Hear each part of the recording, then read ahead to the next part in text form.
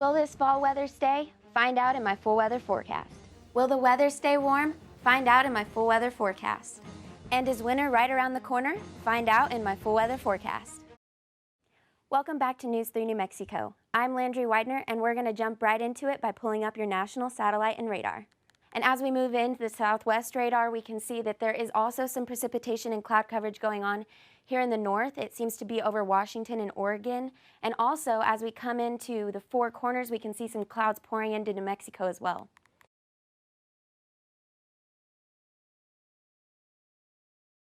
Good evening and welcome to News 3 New Mexico. I'm Jordan Honeycutt. And I'm Landry Widner.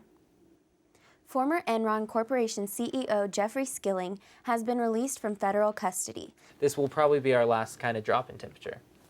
Yeah, well, that sounds good. Thank you, Brandon, for those updates, and we will be back at the desk for more news right after this break.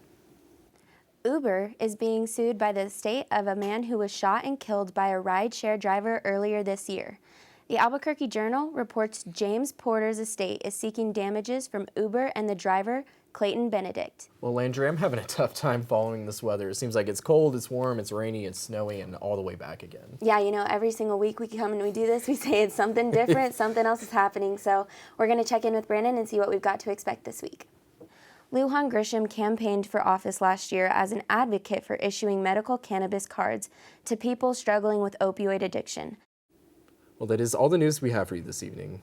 Thank you for watching. Have a happy Easter and a safe weekend.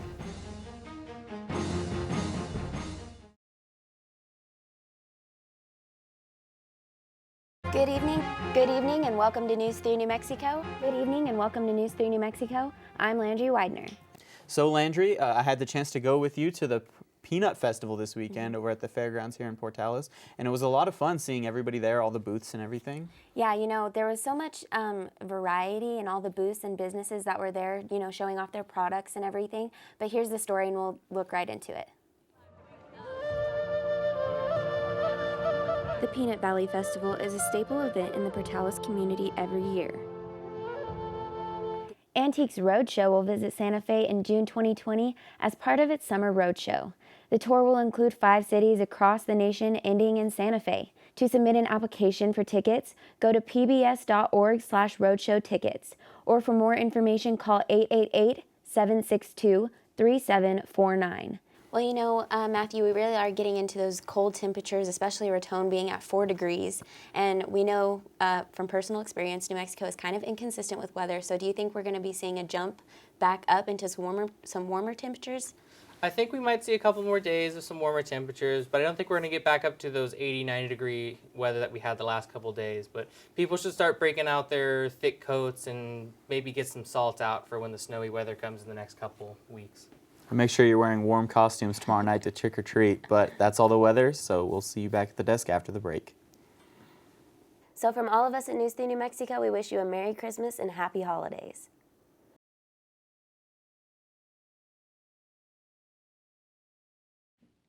Good evening, sports fans. Hello, everyone, and welcome back to News 3 New Mexico. I'm your sports gal, Landry Widner, and I'm excited to bring you all the latest in local sports. If there's one thing you should know about me, it's that basketball is by far my favorite sport. It's my favorite to play, as well as my favorite to watch. As Lil Bow Wow once said himself, I like slam dunks that take me to the hoop. My favorite play is the alley-oop. I like the pick and roll. I like the give and go. Talking about high school sports comes pretty easily for me, considering I'm a retired high school athlete myself. However, there's one school in particular that I could probably never stop talking about, and that's my alma mater, the Melrose Buffaloes. Coach, first off, I just wanted to congratulate you on this win, but I also wanted to congratulate you because, as I understand it, this is your 100th win as the Eastern head basketball coach. How does that feel? I don't know if you knew about that, but what's going through your mind right now? Oh, it feels great. I mean, it's a lot to be said. There's a lot of great players. I just ran into one of my players I had here my first 2 years. Jasmine Johnson was also a GA for me, so she had a lot to do with where we're at. So a lot of great former players and a lot of great current players too, so I'm proud of them. And talking about this game right now, what would you say the keys were to getting this victory? Oh, I mean, it's just at the beginning. I think we talked about just we needed to guard, we needed to rebound, and we needed to play with a lot of energy, and we did. And you get to advance to Frisco. So what have you guys done in preparation for that, or what are you going to prepare for? One game at a time, and so now it's time to get ready for Charlton. Perfect. Well, Coach, thank you so much and congratulations. Back to you guys at the desk.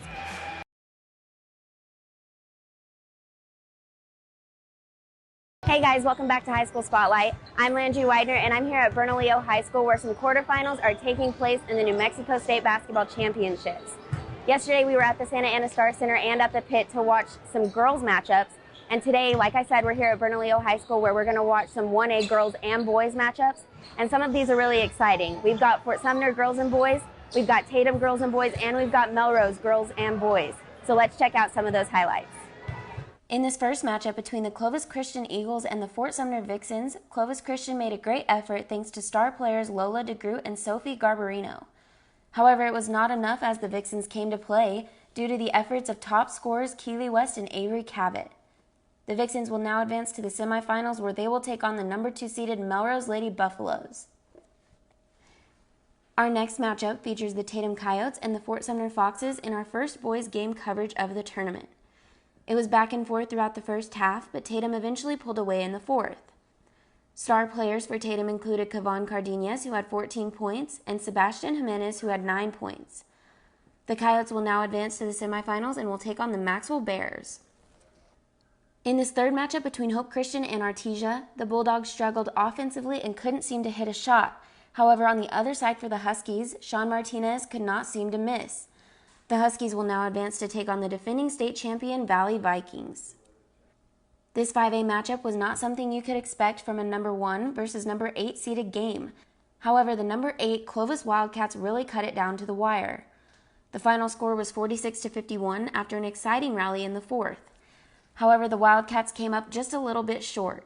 The Bulldogs will now advance to take on number 12 Volcano Vista, who upset number 4 Oñate in the quarterfinals. Now we'll get to the Melrose matchups. First, the number 2 seeded Lady Buffs took on the Tohajali Warriors in what seemed like a very close matchup in the first half. With a lot of range in their shot, the Warriors were not missing. However, after adjusting in the locker room, the Lady Buffs came back in the third playing their strongest throughout the game. They will take on the previously mentioned Vixens in the semifinal matchup. And our final matchup features the number 1 Melrose Buffaloes and the number 9 Quamato Eagles. It was a very fast-paced game that displayed a lot of hustle from both sides. The Buffaloes started and finished strong with major help from top scorers and the bigs of the team, Devin Bailey and Tate Sorgen. Sorgen also finished with a double-double at 12 points and 11 rebounds. That being said, the Buffs will now take on the winner of Springer and Cimarron in tomorrow's semifinal matchup.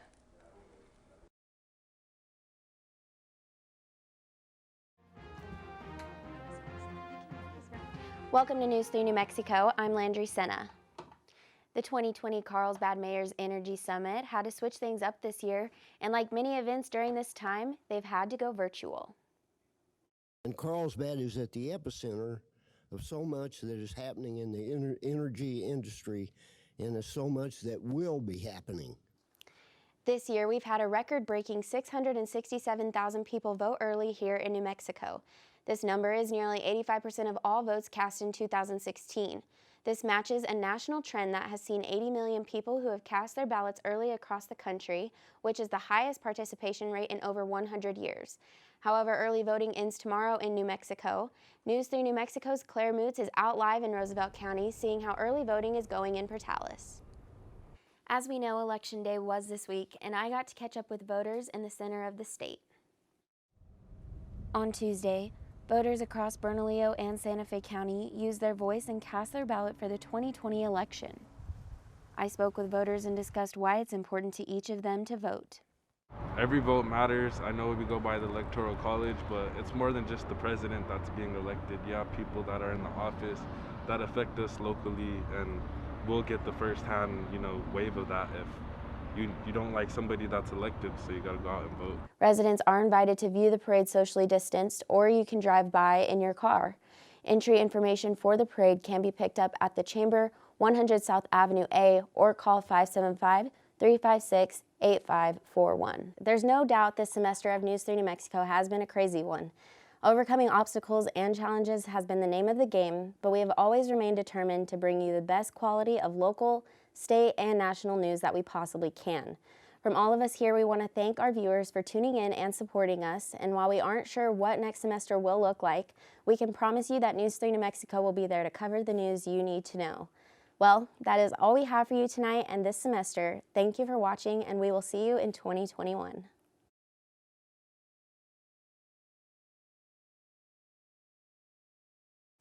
Have you ever dreamed of turning an old school bus into an RV?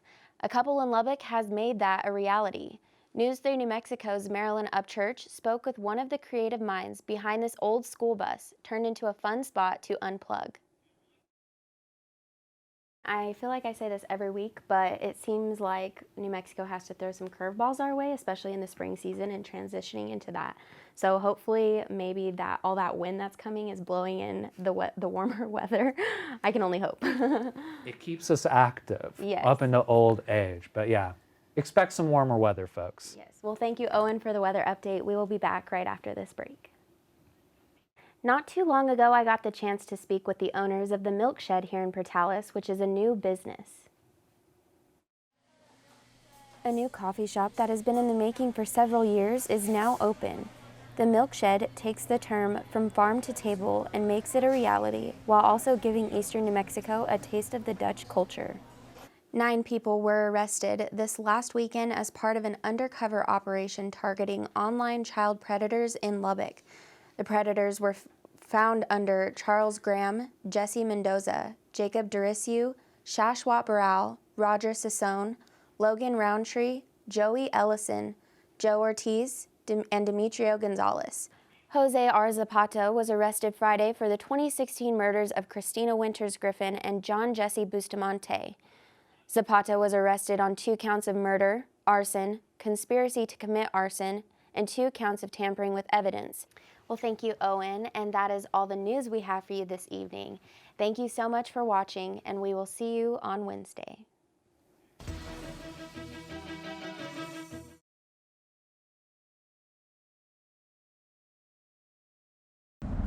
For many, the song Get Your Kicks on Route 66 brings people back to a nostalgic time in America. Due to the interstate bypass years ago, Route 66 is losing some of its Americana culture. However, in the community of Tucumcari, New Mexico, the people are striving to bring back the iconic and vintage identity with the inaugural Rockin' Route 66 Festival. Too high, too soft, Jalen. Too high, too soft.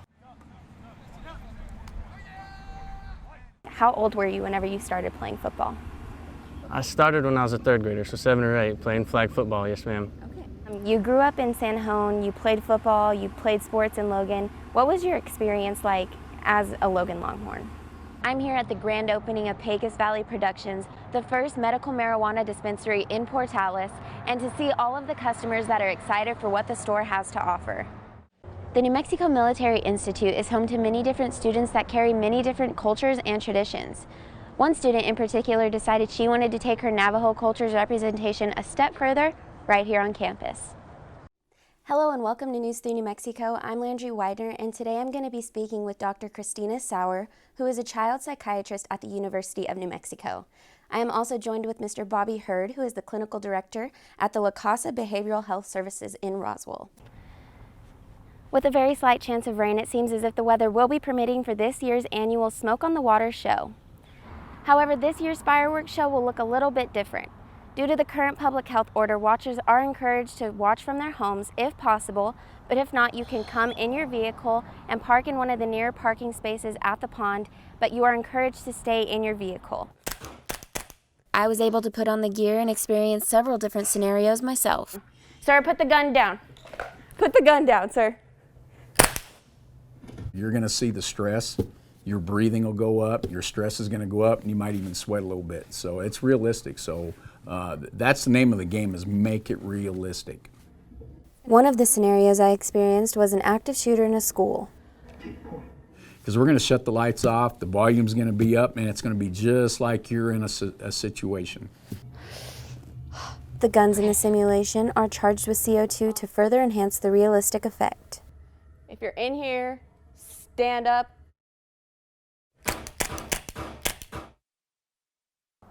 The efforts put forth by the Village of Ruidoso and its local businesses has proven that it's possible to stay safe while staying open. For News 3 New Mexico, I'm Landry. The 2020 Carlsbad Mayor's Energy Summit has had to switch things up this year, and like many events during this time, has gone virtual.